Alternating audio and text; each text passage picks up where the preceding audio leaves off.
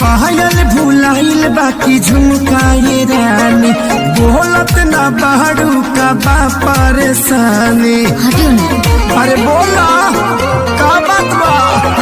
पायल भुलाइल बाकी झुमकाए रानी, बोलत ना बाड़ू का बाटे परेशानी। काहे तोहर भोरे से लटकल बलोला हो, लटकल बलोला। हाँ तो सुनी ना,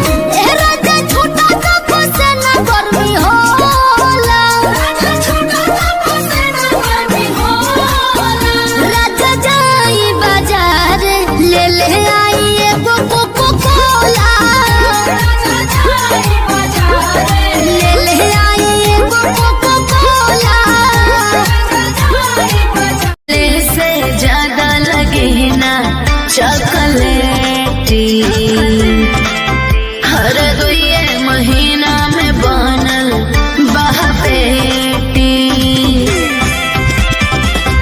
नैहरा में रहलू टूटी टिहरी, ससुरवा में गोतैलू हे जान। के बेलल रोटी खइलू हे जान, के बेलल रोटी खइलू हे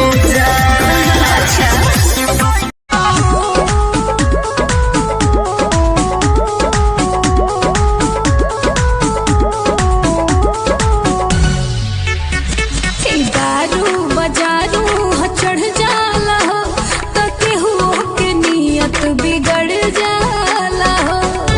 ए बाबू दारू बजारू चढ़ जाला हो, तो केहू के नियत बिगड़ जाला हो। ठिकाना के काम है वो दुनिया